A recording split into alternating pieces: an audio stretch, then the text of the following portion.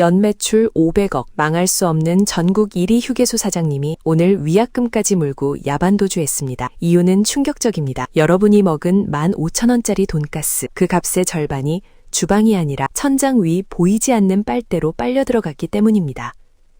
미국 휴게소 청소부 연봉이 6천만 원일 때 우리는 왜 세계에서 가장 비싼 냉동튀김을 먹어야 할까요? 이건 폐업이 아닙니다. 도로공사와 금융자본이 설계한 착취 시스템의 붕괴입니다. 지금부터 그 검은 장부를 공개합니다.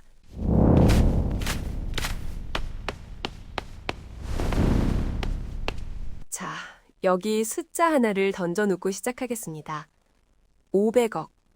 이 숫자는 로또 1등 당첨금이 아닙니다. 대한민국에서 가장 장사가 잘 된다는 소위 1티어 휴게소, 가평이나 덕평 같은 곳에서 1년 동안 긁히는 카드값의 총액입니다. 웬만한 중소기업 하나가 통째로 들어가 있는 수준입니다. 상식적으로 생각해 봅시다. 자영업의 가장 큰 고통이 뭡니까? 손님이 없다는 겁니다. 그래서 우리는 전단지를 돌리고 인스타그램 광고를 태우고 배달앱에 깃발을 꽂으며 손님을 구걸합니다. 하지만 고속도로 휴게소는 다릅니다. 여기는 마케팅이 필요 없는 지구상에서 유일한 강제 쇼핑 구역입니다. 명절이나 주말을 떠올려 보십시오. 고속도로는 거대한 주차장으로 변합니다. 운전자들의 방광이 터질 듯 압박해오고 뒷좌석 아이들은 배고프다고 아우성을 칩니다. 선택권은 없습니다. 핸들을 꺾어 휴게소로 들어가는 것 말고는 탈출구가 없습니다. 경제학자들은 이걸 어렵게 포로시장, 캡티브 마켓이라고 부르지만 우리식대로 말하면 가두리 양식장입니다. 물고기가 이미 그물 안에 가득 차 있는데 뜰채로 퍼담기만 하면 되는 돈복사 현장이라는 뜻입니다. 그런데 아주 기이한 일이 벌어지고 있습니다. 이 황금 같은 운영권을 가진 업체들이 계약 기간도 안 끝났는데 제발 좀 나가게 해달라며 위약금까지 물고 도망치고 있습니다. 심지어 도로공사가 운영할 사람 구합니다라고 공고를 내도 기업들이 서로 눈치만 보며 입찰을 포기해 유찰되는 사태까지 벌어집니다. 마치 다이아몬드 광산을 발견했는데 인부들이 곡괭이를 던지고 도망치는 꼴입니다. 겉으로는 화려한 조명이 번쩍거리는 핫플레이스인데 장부를 열어보면 썩은 내가 진동하는 500억짜리 흉가였던 겁니다. 도대체 저 거대한 매출 숫자 뒤에 뭐가 숨어 있길래 산전수전 다 겪은 기업들이 기겁을 하고 도망치는 걸까요? 그 비밀을 풀기 위해선 경영학 교과서가 아니라 여러분이 지난주 휴게소 식당에서 마주했던 그 불쾌한 경험을 다시 꺼내봐야 합니다. 꽉 막힌 도로를 뚫고 겨우 도착한 푸드코트. 주문 키오스크 앞에 섭니다. 메뉴판을 보는 순간 미간이 찌푸러집니다. 등심 돈가스 15,000원. 서울 강남 물가 뺨치는 가격에 손이 떨립니다. 국밥 한 그릇에 12,000원, 우동 한 그릇에 7,000원. 그래도 휴게소니까 비싸겠지. 월세가 비싸니까 그렇겠지. 우리는 스스로를 위로하며 결제 버튼을 누릅니다. 하지만 10분 뒤 띵동 하고 번호표가 울리고 받아온 쟁반 위에는 15,000원이라는 가격표가 민망할 정도의 충격적인 물건이 놓여 있습니다. 갓 튀겨낸 바삭함은 온데간데 없는 미리 튀겨놓은 지 한삼 지나 눅눅해진 튀김옷. 고기는 종이장처럼 얇아서 씹는 맛도 없고 소스는 차갑게 식어버린 채 말라 비틀어져 있습니다. 한 입 베어 무는 순간 입안 가득 퍼지는 건 고기 육즙이 아니라 오래된 기름전내와 돈 아깝다는 분노뿐입니다. 사장님이 돈에 눈이 멀어 폭리를 취하는 걸까요? 아니면 우리가 모르는 거대한 착취의 사슬이 이 접시 위에 얽혀 있는 걸까요? 모든 비밀은 지금 여러분의 식탁 위에 덩그러니 놓인 이 처참한 몰골에 차가운 냉동 돈가스 한 조각에 담겨 있습니다. 입안에서 바삭하고 부서져야 할 튀김옷이 눅눅하게 뭉개집니다. 고기보다 튀김옷이 더 두꺼운 이 15,000원짜리 돈가스를 씹다 보면 누구나 똑같은 감정이 치솟습니다. 분노입니다. 아니, 휴게소 사장놈들 진짜 너무하네. 독점이라고 배짱 장사하는 거 아니야? 얼마나 남겨 먹으려고 이따위 음식을 이 가격에 팔아? 우리는 이 맛없는 비극의 원인을 사장님의 탐욕 때문이라고 확신합니다. 고속도로 위에 갇힌 우리를 볼모로 잡고 폭리를 취한다고 믿습니다. 하지만 여기서 반전이 있습니다. 만약 여러분이 지금 당장 주방으로 뛰어들어가 사장님의 비밀 장부를 훔쳐본다면 욕하던 입을 다물게 될 겁니다. 놀랍게도 사장님이 이 비싼 돈가스 하나를 팔아서 손에 쥐는 순수익은 고작 동전 몇 개 수준입니다. 비유가 아닙니다. 국회 국정감사 자료를 그대로 털어보겠습니다. 휴게소에서 가장 많이 팔리는 5,000원짜리 라면 한 그릇. 이걸 팔고 나서 재료비, 인건비, 세금 다 떼고 사장님 주머니에 남는 돈은 평균 150원입니다. 믿어지십니까? 편의점 알바가 바코드 한 번 찍을 때 버는 돈보다 적습니다. 하루 종일 뜨거운 기름 앞에서 튀김을 튀기고 면을 삶아도 손에 남는 건 껌 한 통 값도 안 되는 겁니다. 도대체 왜 이런 기막힌 일이 벌어질까요? 여러분이 카드를 긁는 순간 그 돈의 절반이 계산대를 통과하자마자 연기처럼 증발해버리기 때문입니다. 우리가 흔히 다니는 PC방을 예로 들어보겠습니다. 여러분이 친구 명의로 된 잘 나가는 PC방 한 구석에 컵라면 자판을 깔았다고 칩시다. 라면 하나를 5,000원에 팔았습니다. 그런데 친구가 다가와서 손을 내밉니다. 야, 여기 내 가게잖아.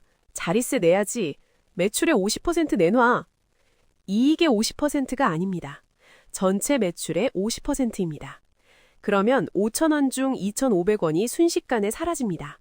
이제 남은 2,500원으로 라면 사오고 단무지 사고 나무젓가락 사고 여러분 알바비까지 챙겨야 합니다. 이게 계산이 됩니까? 편의점에서 라면 봉지 하나만 사도 1,000원이 넘습니다. 계란 하나 넣고 파 좀 썰어 넣으면 원가만 2,000원입니다. 남은 500원으로 가스비 내고 수도세 내면 여러분은 자원봉사를 하는 셈입니다. 지금 대한민국 고속도로 휴게소가 딱 이 꼴입니다. 보통 백화점 푸드코트가 입점업체한테 떼어가는 수수료가 20% 정도입니다. 그것도 비싸다고 난리입니다. 그런데 고속도로 휴게소는 평균 40%에서 많게는 60%까지 떼어갑니다. 10,000원을 팔면 6,000원을 묻지도 따지지도 않고 가져가는 겁니다. 세계 어디를 뒤져봐도 매출의 절반 이상을 자릿세로 뜯어가는 시장은 없습니다. 이건 장사가 아니라 사실상 합법적인 약탈입니다. 상황이 이렇다 보니 주방에 있는 사장님에게 선택지는 하나뿐입니다.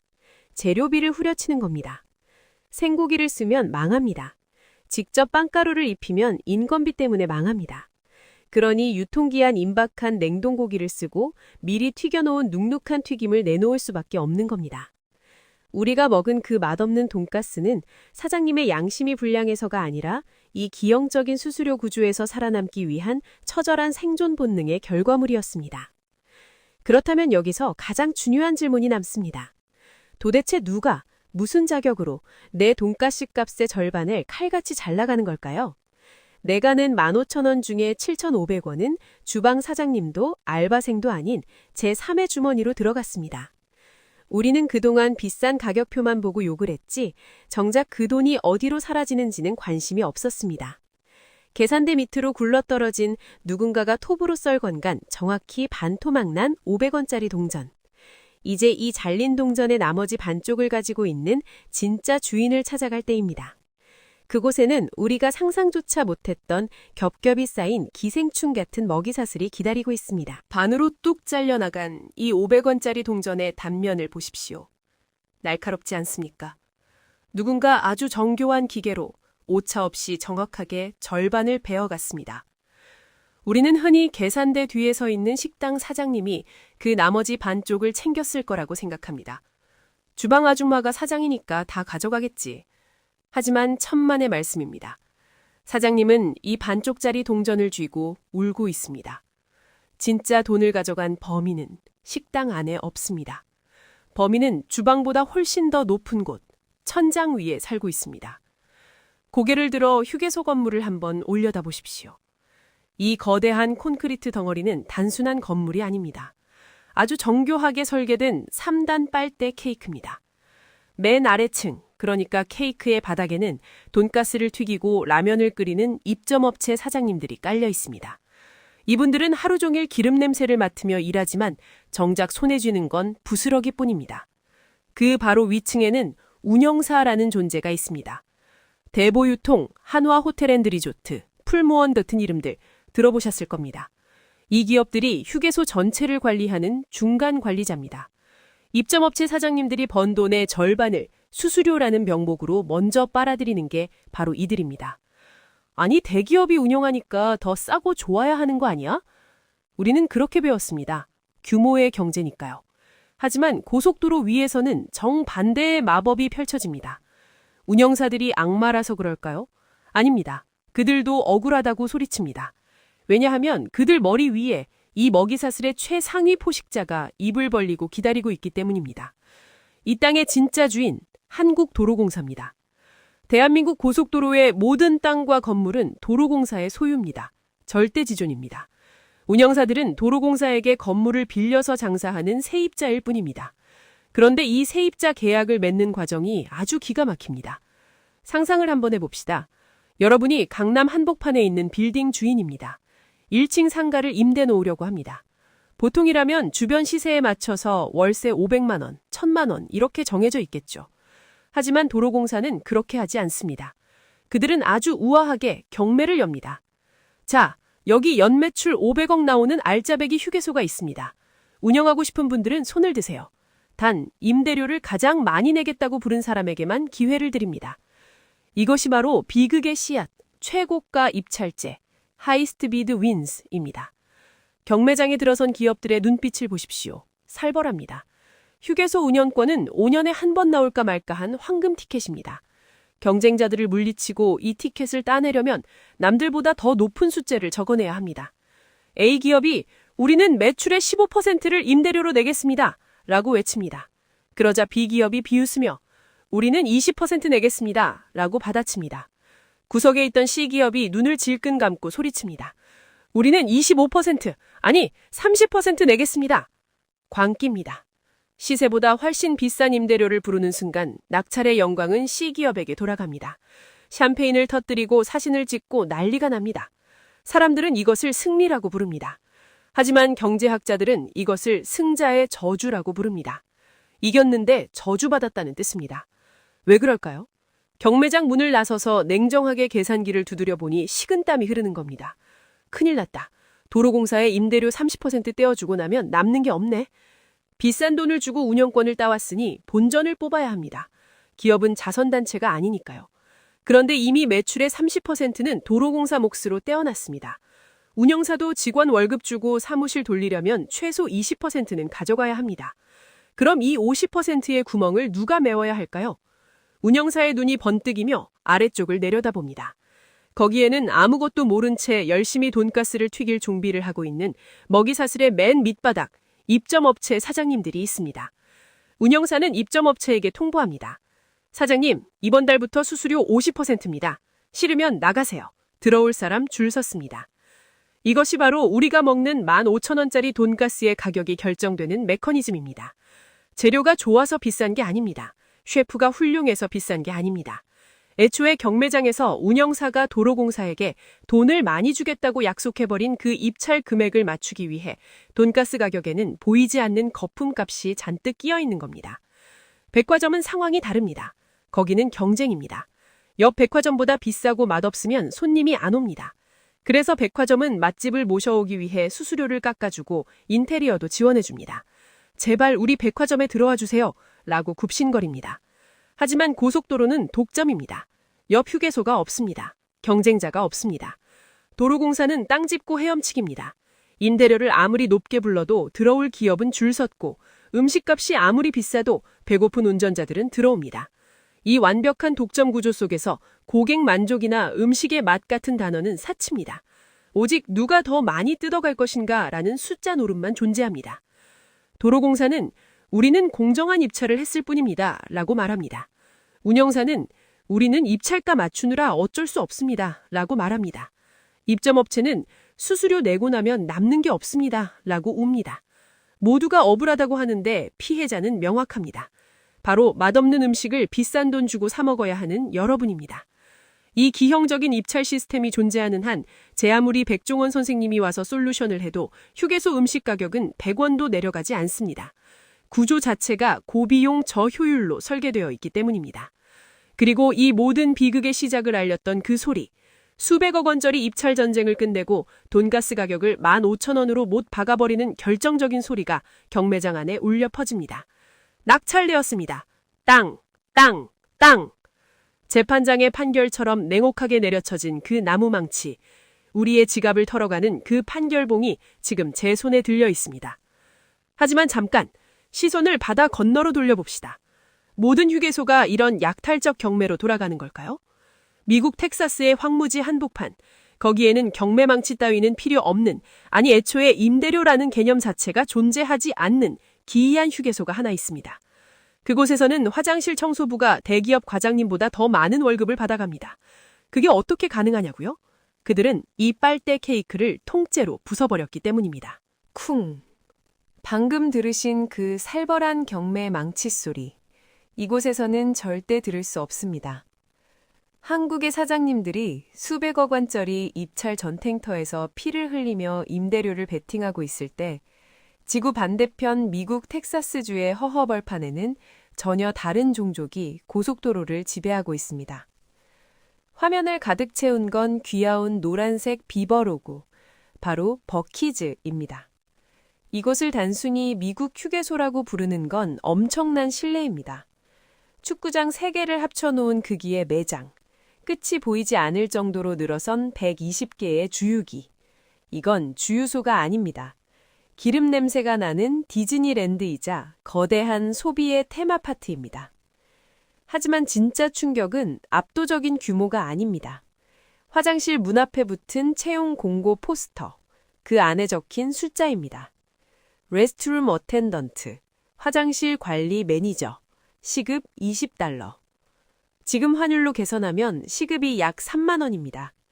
하루 8시간만 화장실 청소를 해도 일당이 24만 원, 연봉으로 치면 6천만 원을 훌쩍 넘습니다. 한국의 웬만한 대기업 신입사원 초봉보다 고속도로 휴게소 화장실 청소부의 급여가 더 높은 기이한 세상입니다. 그러니 사람들은 이 신이 내린 꿀알바를 차지하기 위해 면접장에 줄을 섭니다. 직원들의 표정을 보십시오. 억지로 끌려나온 도살장의 소 같은 표정이 아닙니다. 자부심이 넘칩니다. 당연히 화장실 상태는 상상을 초월합니다. 호텔 로비보다 깨끗한 대리석 바닥, 24시간 은은하게 퍼지는 향기, 물기 하나 없이 완벽하게 정돈된 세면대. 운전자들은 기름이 충분한데도 오직 이 화장실을 쓰기 위해 일부러 수십 킬로미터를 돌아서 이곳으로 들어옵니다. 도대체 어떻게 이런 말도 안 되는 돈지랄이 가능한 걸까요? 버키스 사장님이 자선사업가라서? 아니면 미국 땅에서만 석유가 솟아나서 그럴까요? 천만의 말씀입니다. 버키스는 철저하게 계산된 부동산의 괴물입니다. 비결은 아주 단순하지만 한국에는 없는 직용이라는 두 글자 속에 숨어 있습니다. 앞서 봤듯이 한국의 휴게소 사장님은 세입자입니다. 도로공사라는 거대한 건물주에게 매출의 반을 임대료로 뜯깁니다. 내가 판 라면인데 라면값의 반은 내 돈이 아닙니다. 재주는 곰이 부리고 돈은 왕서방이 챙기는 꼴입니다. 하지만 버키스는 다릅니다. 땅도 내 것, 건물도 내 것, 주유기도 내 것입니다. 건물주에게 낼 월세가 0원입니다. 중간에서 수수료를 떼어가는 운영사도 없고 입찰금을 내라고 협박하는 도로공사도 없습니다. 그 막대한 임대료를 아껴서 어디에 쓸까요? 바로 직원들의 월급 봉투와 최고급 소고기를 사는 데 쏟아붓습니다. 매장 한가운데를 보십시오. 보통 휴게소라면 냉동실이 있어야 할 자리에 거대한 나무 도마가 놓여 있습니다. 카우보이 모자를 쓴 직원이 김이 펄펄 나는 거대한 훈매 양지머리, 브리스킷을 덩어리째 꺼내듭니다. Fresh hot brisket on the board. 방금 나온 고기입니다.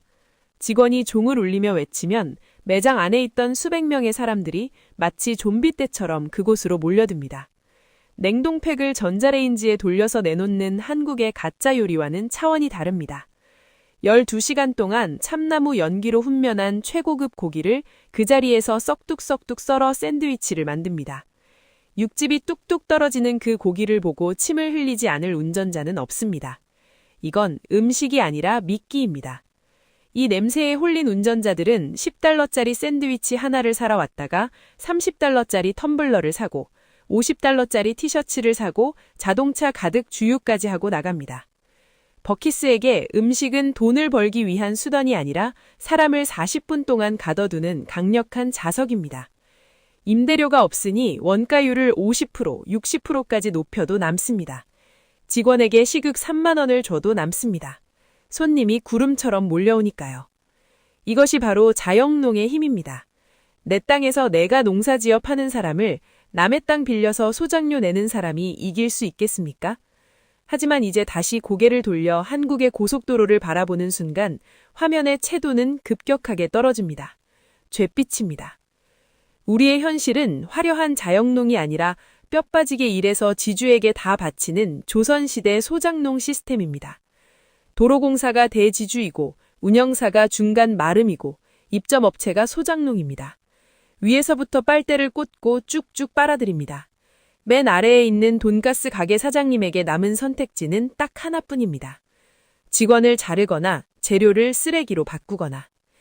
한국 휴게소 화장실 청소 직원의 표정이 어두운 이유, 돈가스 튀김톳이 갈수록 두꺼워지는 이유, 우동 국물이 맹물이 되어가는 이유. 사장님의 인성이 나빠서가 아닙니다. 이것은 구조적으로 맛있는 음식을 팔면 망하는 시스템이기 때문입니다.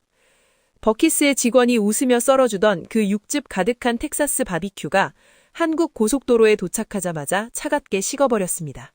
그리고 주방 구석, 쓰레기통 옆에 처박혀 있는 흉물스러운 물건으로 변해버렸습니다.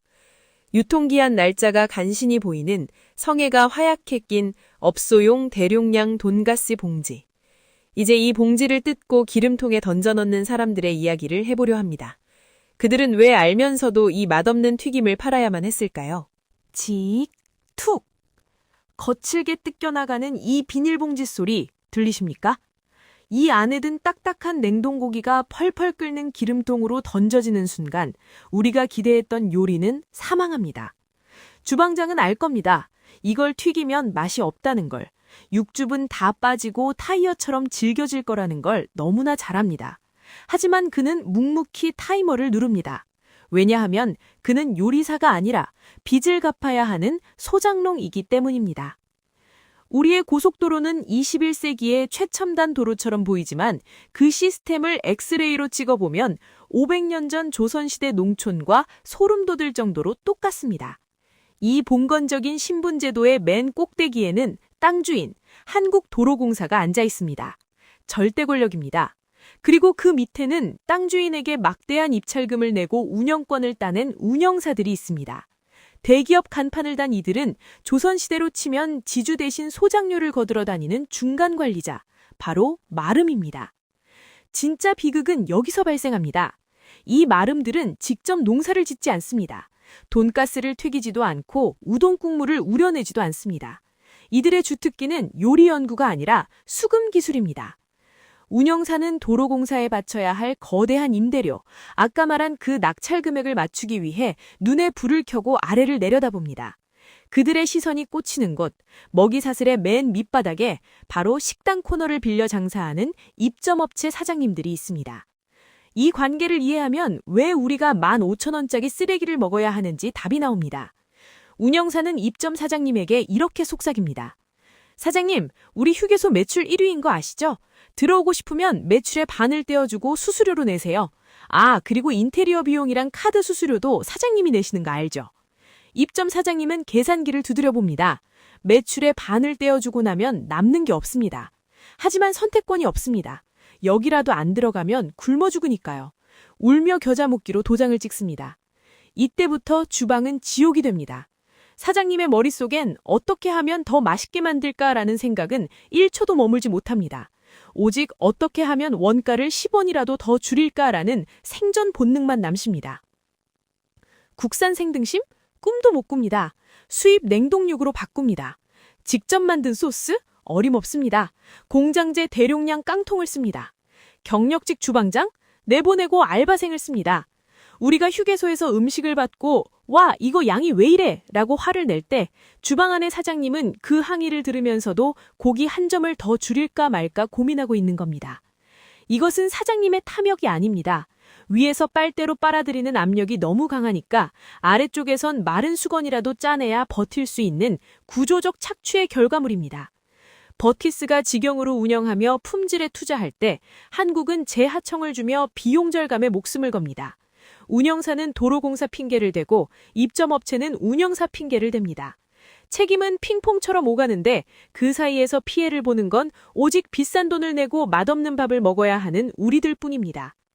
더 무서운 건 이 마름 역할을 하는 운영사들이 단순히 수수료만 챙기는 게 아니라는 사실입니다. 그들은 이 거대한 카르텔을 유지하기 위해 아주 은밀하고 끈끈한 네트워크를 형성하고 있습니다. 경쟁 입찰이라고 포장되어 있지만 사실은 그들만의 리그. 운영사 임원들의 명함을 수집해보면 아주 기이한 공통점이 발견됩니다. 하나같이 출신 성분이 비슷합니다. 어제까지 도로공사에서 결제 도장을 찍던 분이 오늘 아침엔 민간 운영사의 사장 명함을 파서 나타납니다. 전문 용어로 전관예우, 우리는 이것을 관피아라고 부릅니다. 주방 바닥에 흥건한 기름때처럼 닦아내려고 해도 절대 닦이지 않는 이 시커멓게 유착된 관계, 이제 그 증거를 보여드리겠습니다. 청소부가 아무리 빡빡 문질러도 지워지지 않는 주방 구석에 처박힌 시커멓게 찌든 마른 걸레 한 장을 집어들어 봅니다. 아무리 짜내도 더 이상 물 한 방울 나오지 않는 이 걸레가 바로 대한민국 자영업의 현주소입니다. 털썩. 더 이상 물 한 방울 나오지 않는 이 더러운 걸레짝. 이게 바로 입점업체 사장님들의 처지입니다. 위에서 하도 비틀어 짜서 이제는 눈물조차 말라버린 상태입니다. 그런데 참 이상하지 않습니까? 상식적으로 운영사, 그러니까 마름 역할을 하는 기업들도 장사를 하려면 입점업체가 살아야 자기들도 삽니다. 소장농이 굶어 죽으면 농사는 누가 짓습니까? 그런데도 그들은 멈추지 않고 걸레를 짭니다. 마치 입점업체가 망하든 말든 상관없다는 듯이 말입니다. 그 이유를 파고들다 보면 우리는 아주 낯익은 얼굴들을 마주하게 됩니다. 휴게소 운영권을 따낸 민간 기업들의 조직도를 한번 펼쳐보겠습니다. 사장, 전무, 이사, 임원 명단에 적힌 이름들을 추적해보면 아주 기이한 공통점이 발견됩니다. 이분들의 전 직장이 하나같이 똑같습니다. 한국도로공사입니다. 어제까지 도로공사에서 휴게소 관리감독 도장을 찍던 부장님이 퇴직하고 나니 다음날 아침 운영사 임원 명함을 파서 나타납니다. 우리는 이것을 관피아, 관료 플러스 마피아, 도로공사 버전으로는 도피아라고 부릅니다. 심판이 경기 도중에 유니폼을 벗어 던지고 선수로 뛰는 꼴입니다. 원래대로라면 운영권을 따내기 위해 피 튀기는 경쟁을 해야 하지만 심판이랑 선수가 선후배 사이인데 그게 제대로 된 경쟁이겠습니까? 형님, 이번 입찰 공고 좀 잘 봐주십시오. 아우님, 우리가 남인가? 알아서 챙겨줄게. 이 끈끈한 카르텔 속에서 혁신이나 맛 같은 건 끼어들 틈이 없습니다. 어차피 운영권은 따놓은 당상이고 경쟁자는 없습니다. 그들에게 중요한 건 얼마나 맛있는 돈가스를 만들까가 아니라 얼마나 퇴직 선배들을 잘 모실까입니다. 그래서 한국 휴게소는 고여있는 물입니다. 미국의 버키스가 어떻게 하면 손님을 더 즐겁게 할까를 고민할 때 한국의 도피아들은 어떻게 하면 수수료를 1%라도 더 뜯어낼까를 연구합니다. 그 피해는 고스란히 비싼 밥을 먹는 여러분에게 돌아갑니다. 하지만 여러분, 진짜 공포는 아직 시작도 안 했습니다. 지금까지 말한 건 그나마 공공의 영역인 도로공사 이야기입니다.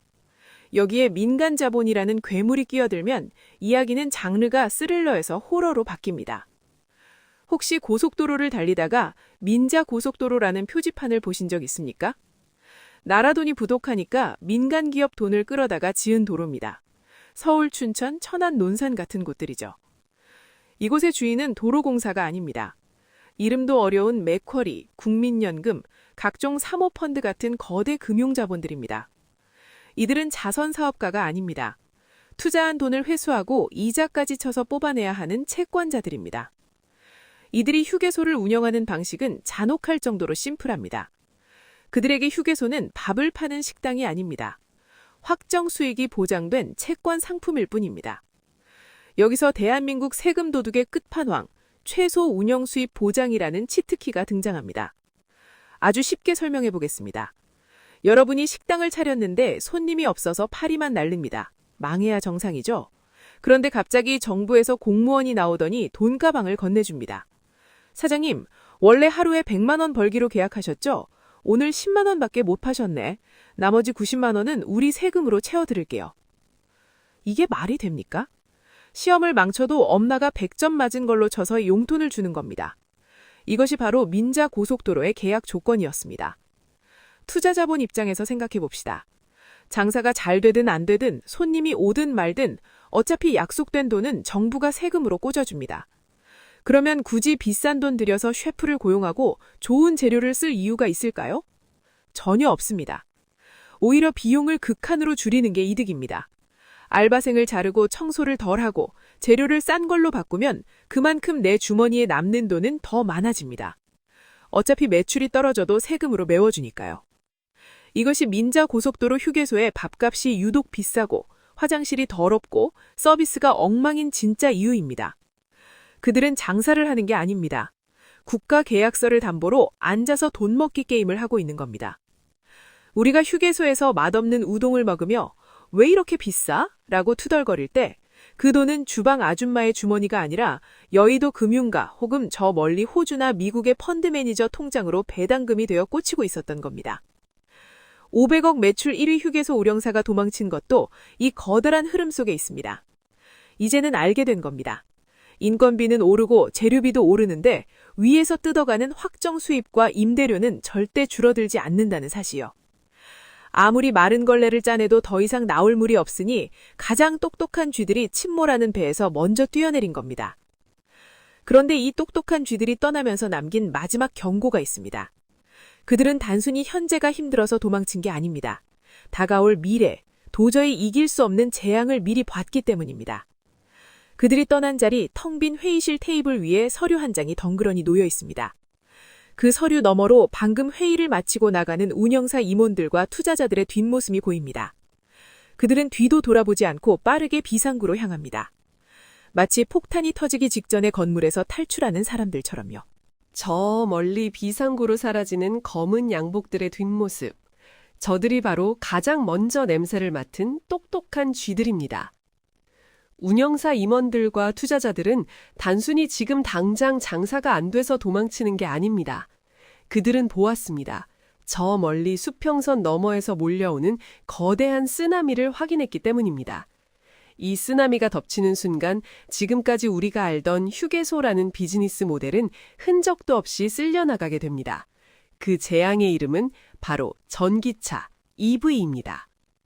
아니, 전기차 충전소가 생기면 더 좋은 거 아니야? 라고 생각하실 겁니다. 하지만 휴게소 운영사 입장에서 전기차는 축복이 아니라 사형선고나 다름없습니다. 이유는 아주 간단한 시간의 경제학 때문입니다. 지금까지 휴게소 돈벌이의 핵심은 회전율이었습니다. 휘발유차가 들어옵니다. 주유하는데 3분, 화장실 가고 핫바 하나 사 먹는데 10분, 총 15분이면 볼일 끝내고 나갑니다. 손님이 빨리빨리 빠져나가야 다음 손님을 받아서 또 돈을 법니다. 박리담의 정석이죠. 그런데 전기차 시대가 오면 이 공식이 산산조각 납니다. 급속 충전기를 꽂아도 최소 40분, 완속이면 1시간 넘게 걸립니다. 이제 손님은 15분이 아니라 강제로 40분 동안 휴게소에 갇혀 있어야 합니다. 여기서부터 지옥이 시작됩니다. 여러분이 운전자라고 상상해 보십시오. 40분 동안 뭘 하시겠습니까? 15,000원짜리 눅눅한 돈가스를 먹으며 좁아터진 식당 의자에 앉아 스마트폰만 쳐다보고 있겠습니까? 아니면 담배 냄새 나는 흡연구역을 서성거리겠습니까? 지금의 한국 휴게소는 잠깐 들렀다 가는 곳이지 머물고 싶은 곳이 아닙니다. 시설은 낡았고 즐길 거리는 전무합니다. 편의점 앞 플라스틱 의자 몇 개가 전부인 곳에서 1시간을 버티라니 이건 휴식이 아니라 고문입니다. 미국의 버키스가 왜 그렇게 미친 듯이 매장을 꾸미고 바비큐 쇼를 하고 쇼핑몰을 만들었는지 이제 이해가 되실 겁니다. 그들은 손님이 머무는 시간을 돈으로 바꾸는 기술을 이미 완성했습니다. 40분? 오히려 좋아. 그동안 쇼핑하게 만들면 되니까. 하지만 한국의 운영사들은 그럴 능력이 없습니다. 임대료 내느라 허리가 휘는데 수십억을 들여 리모델링을 하고 콘텐츠를 채울 여력이 어디 있겠습니까? 결국 운전자들은 아주 합리적인 선택을 하게 될 겁니다. 야, 여기서 40분 썩느니 차라리 고속도로 톨게이트 잠깐 나가서 근처 맛집 가자. 근처에 경치 좋은 스타벅스 있다던데 거기서 충전하고 커피나 마시자. 이게 바로 운영사들이 가장 두려워하는 시나리오, 고속도로 이탈, 엑소더스입니다. 과거에는 고속도로가 독점 시장이었지만 전기차 충전 시간이 길어지는 순간 경쟁 상대는 옆 휴게소가 아니라 국도변의 핫한 카페와 맛집들로 바뀝니다. 휴게소는 더 이상 필수 코스가 아닙니다. 맛없고 비싸고 지루한 휴게소는 가차없이 버림받습니다. 매출 500억? 그건 옛날 이야기입니다. 주유소 매출은 기름차와 함께 증발할 것이고 식당 매출은 국도변 맛집에게 뺏길 겁니다. 남는 건 텅 빈 주차장과 관리비 고지서뿐입니다. 1위 운영사가 위약금을 물면서까지 운영권을 포기하고 도망친 진짜 이유가 바로 이것입니다. 침몰하는 배에서 구명보트를 내릴 타이밍은 물이 발목까지 찼을 때가 아니라 경적 소리가 들릴 때라는 걸 그들은 알고 있었던 겁니다. 지금 전국의 고속도로 휴게소는 시한폭탄을 안고 있습니다. 이대로 가면 머지않은 미래에 우리는 아주 기괴한 풍경을 목격할지도 모릅니다. 화려했던 간판불은 다 꺼지고 잡초만 무성하게 자라난 주차장, 그리고 손님 끊긴 건물 구석에 먼지를 뒤집어 쓰고 덩그러니 방치된 녹슨 주유기. 이제 우리는 이 폐허가 될지도 모르는 현장 한가운데 서서 마지막 질문을 던져야 합니다. 손에 묻어나는 이 시뻘건 녹가루. 이게 바로 대한민국 휴게소 비즈니스의 미래입니다. 기름 냄새 진동하던 연료의 시대가 저물고 전기의 시대가 오고 있습니다. 하지만 이 변화 앞에서 우리의 휴게소 시스템은 조금도 바뀔 준비가 되어 있지 않습니다. 오히려 녹이 슬다 못해 부서지기 직전입니다. 이제 우리는 맨 처음 던졌던 그 미스터리한 질문으로 다시 돌아갈 수 있습니다. 왜 연매출 500억, 전국 1위 휴게소 운영사는 위약금까지 물어가며 도망쳤는가? 처음엔 다들 미쳤다고 했습니다. 황금알을 낳는 거위의 배를 가르고 나가는 꼴이라며 비웃었습니다. 하지만 지금까지 우리가 파헤친 이 거대한 먹이사슬을 알고 난 뒤 그들의 선택을 다시 보면 소름이 돋습니다. 그것은 미친 짓이 아니라 가장 냉철한 계산이었습니다. 그들은 장부를 들여다보며 깨달은 겁니다. 아, 이 판은 끝났구나. 겉으로는 매출 500억이 찍히지만 그건 빚 좋은 개살구입니다. 도로공사가 가져가는 임대료는 매년 오릅니다. 최저임금이 오르니 인건비도 폭등합니다. 재료값은 천정부지로 솟습니다. 그런데 음식값은 마음대로 못 올립니다. 여론 린치를 봐야 하니까요. 위에서는 누르고 아래에서는 치받고 옆에서는 전기차라는 해일이 몰려옵니다. 이 샌드위치 앞찾기 속에서 운영사가 가져갈 수 있는 순수익, 즉 꿀은 이미 다 말라버린 상태였던 겁니다. 더 이상 빨아먹을 꿀이 없는데 벌통을 붙들고 있을 바보는 없습니다. 그래서 그들은 가장 먼저 계산기를 던지고 계약서를 찍고 위약금이라는 입장료를 내고서라도 이 침몰하는 타이타닉에서 탈출한 겁니다. 이 사건은 단순한 기업의 철수가 아닙니다. 대한민국 휴게소 모델, 즉 독점적 지위 플러스 최고가 입찰 플러스 재하청 구조라는 낡은 공식이 사망 선고를 받은 날입니다. 미국의 버키스는 직영이라는 무기로 스스로 진화했습니다. 일본의 넥스코는 민영화 이후 백화점으로 변신해 살 길을 찾았습니다. 하지만 한국은 도피아와 금융자본이 쳐놓은 그물에 걸려 꼼짝 못하고 서서히 가라앉고 있습니다. 누군가는 새로운 운영사가 들어오면 나아지겠지라고 희망을 가집니다. 하지만 장담컨대 시스템이 바뀌지 않는 한 제2, 제3의 운영사가 와도 결과는 똑같습니다. 그들도 결국 임대료를 맞추기 위해 입점업체를 쥐어짤 것이고 돈가스 고기는 더 얇아질 것이며 여러분의 지갑은 더 얇아질 겁니다. 이 거대한 배는 이미 기울었습니다. 가장 눈치 빠른 쥐들이 먼저 뛰어내렸고 이제 영문을 모르는 승객들, 바로 우리들만 남아서 맛없는 밥을 먹으며 배와 함께 가라앉고 있는 셈입니다. 지금 휴게소 건물 외벽을 보십시오. 어둠 속에서 유일하게 초록색 빛을 내뿜으며 깜빡거리는 저것. 운영사 임원들이 뒤도 돌아보지 않고 달려나갔던 바로 그곳. 비상구 엑시트 표지판입니다. 저 비상구는 그들에게는 탈출구였지만 남겨진 우리에게는 이 시스템이 붕괴하고 있다는 마지막 경고등입니다. 저 초록색 비상구 불빛. 참 아이러니하지 않습니까? 가장 먼저 저 문을 열고 탈출한 건 우리가 아니라 이 판을 설계하고 돈을 벌어가던 운영사들과 자본가들이었습니다. 그들은 배가 가라앉기 전에 구명보트를 타고 떠났습니다. 반면 우리는 여전히 이 닫힌 공간은 남아 있습니다. 고속도로라는 거대한 감옥, 휴게소라는 독점 식당 안에서 15,000원짜리 냉동 돈가스를 씹으녀 왜 이렇게 맛이 없지라고 고개를 갸웃거리고 있을 뿐입니다. 우리가 오늘 목격한 500억 매출의 몰락, 50% 수수료의 비밀, 그리고 미국의 버키스의 화장실 청소부가 받는 연봉 6천만 원.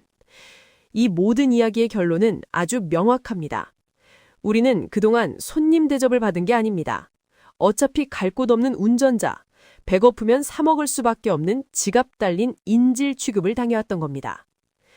미국의 버키스가 고기를 직접 썰고 화장실을 호텔처럼 꾸미는 이유, 그건 사장님이 착해서가 아니라 소비자가 무섭기 때문입니다. 마음에 안 들면 안 간다는 선택권이 있는 시장에서는 살아남기 위해 발버둥 칠 수밖에 없습니다.